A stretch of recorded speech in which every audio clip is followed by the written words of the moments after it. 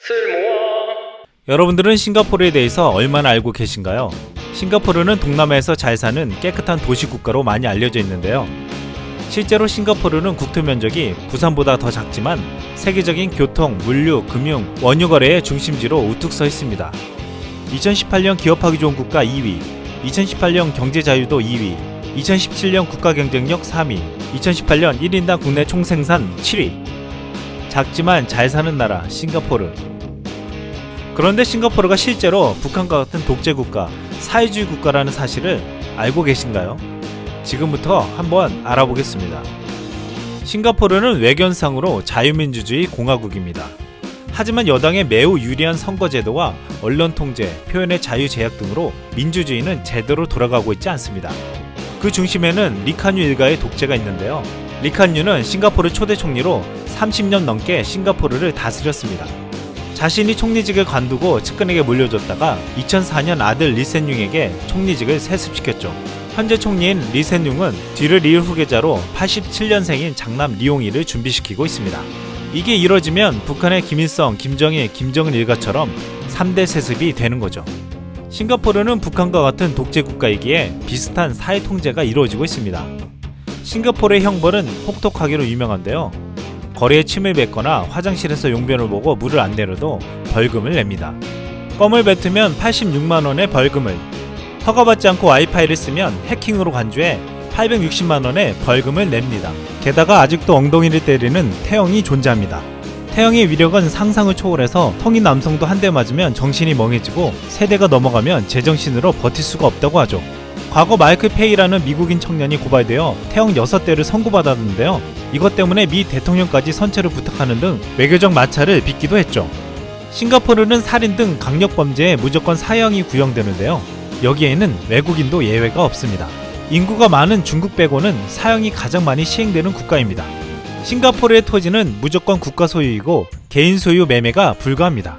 주택도 무조건 1인당 1주택 원칙으로 다주택자는 불법입니다. 언론의 자유는 북한 수준으로 통제되어 있고 노조 파업도 차단되어 있죠.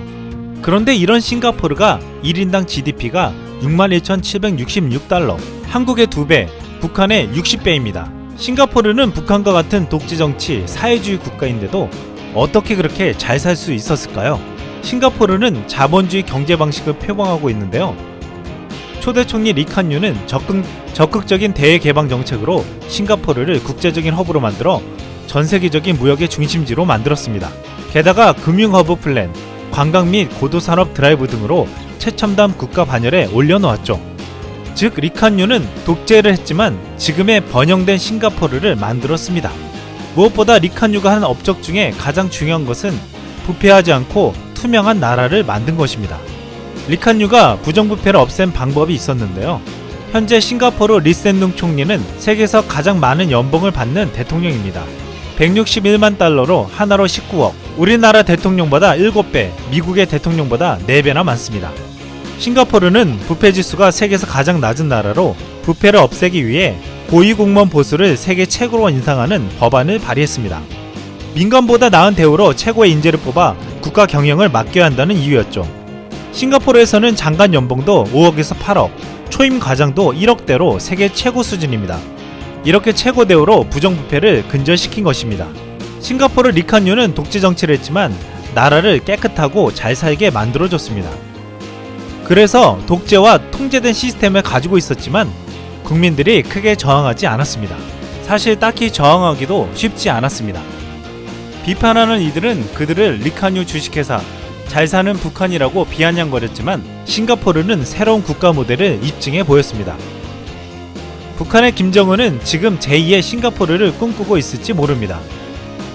싱가포르는 자신들과 같이 독재와 사회주의, 통제를 하고도 잘 먹고 잘 살고 있으니까요. 그러려면 정말로 핵을 포기해야 되겠죠. 김정은의 북한이 싱가포르처럼 되는 날이 과연 찾아올까요? 이상 쓸모왕이었습니다.